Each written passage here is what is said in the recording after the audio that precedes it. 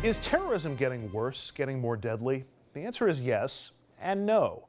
Turns out it's still not as bad as it was in the 1970s and 1980s. Earlier today, I spoke about this with Seth Jones of the Rand Corporation. Seth, if you watch a lot of nonstop cable news or you listen to a particular presidential nominee, you might think that terror incidents and deaths by terror attacks are skyrocketing here and across the world. And while there is some truth to that, the numbers suggest that's not really the full story. Well, that's right, Andrew. The number of terrorist attacks, at least according to some of the terrorism databases, has come up a little bit in the West, that is, in particular in Europe and the United States, but it's still relatively low.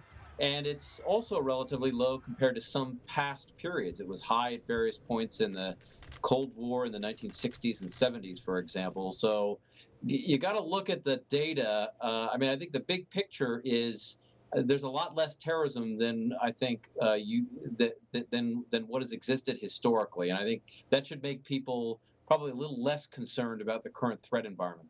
And what is that incorrect feeling that people may have, that their sense of it differs from the numbers? Is it because we focus so much more on attacks in the United States and in Europe, and we care less about attacks in the Middle East and Africa and Asia? Well, I think there are probably two reasons for it.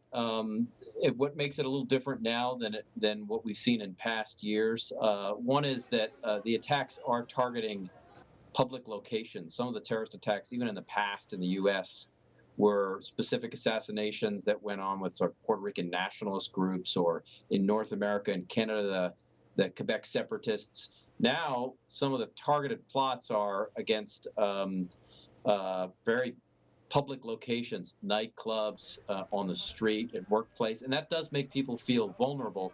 The second issue, they are broadcast more than they've ever been. The media picks them up immediately and goes 24/7 news coverage, but also social media. They get transmitted on YouTube and on Twitter and on other social media forums. So there's a constant churn of information. I think a lot of that contributes to the current concern people have about the terrorism threat. And so, the definition of terrorism is designed not just to inflict damage, but also to scare people. You're saying that some of the chosen targets are doing just that. They're providing a bigger scare than they are necessarily the direct impact from the attacks themselves. The likelihood of someone dying or even being injured in a terrorist attack remain astronomically low. The point of some of the terrorist attacks, and we've seen it in Islamic State propaganda, as well as in some of the older Al-Qaeda propaganda, that they want people to feel scared. They want people to feel vulnerable, and so that's why there's been a push to have individuals target public locations, train stations, bus stops, places of work, nightclubs.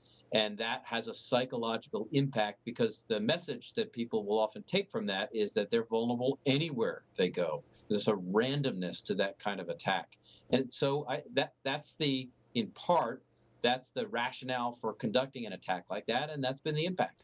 And yet, Seth, as you mentioned, if you look at the last 40, 45 years of terror attacks in the West, it really is a sliding scale downward, even with more recent attacks that we've had in 2015 and 2016, still far fewer than what we saw in the West in the 70s and even in the early 80s. Yeah, that's true. That's what the data suggests. Although one has to be a little careful here. The data does pick up only actual attacks. So the U.S. has come close in the past several years to some attacks where the plots were foiled, or the attacks themselves never really were executed in a way that killed people. So Najibullah Zazi and his two other accomplices were arrested before they were able to put suicide bombs onto subway cars in New York City in 2009. Abdul Muttalib in the underwear bomber, or Christmas Day bomber, in 2009. His bomb on the airplane coming down into Detroit didn't quite go off. Certainly the second detonator didn't go off, so it didn't kill the people he had hoped. That was an Al-Qaeda plot again. So there have been some very close calls in the U.S., which this data wouldn't pick up. And I think that does, in addition, contribute to some of the concerns here. There have been some close calls, which the data wouldn't pick up, because it measures, at least in this case, those that were just killed. Does the data, Seth, provide some insight into the targets that we should be looking to defend, or how we should seek to try to counter terrorism in the West? The challenge with much of the recent plotting and the attacks are, especially in the West, is that they are in public locations. And that makes it very difficult for law enforcement agencies and governments and intelligence organizations to stop those kinds of attacks. But what it does show is the places that are vulnerable are the ones probably least likely to be fixed in any meaningful way. Train stations, clubs, shopping malls, subways. Those are the kinds of things where we see groups like the Islamic State plotting attacks against.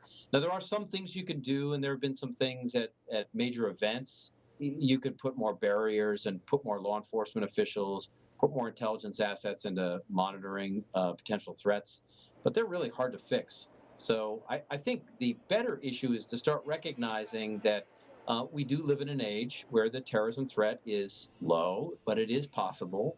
And so there's almost a resiliency, I think, that many Americans should sort of learn to live with, in a sense. Low probability, but it's not zero. Seth Jones, Director of the International Security and Defense Policy Center at the RAND Corporation. Seth, thanks for a few minutes. Appreciate it. Thanks, Andrew. We'll take a break. Up next, your Hudson Valley headlines.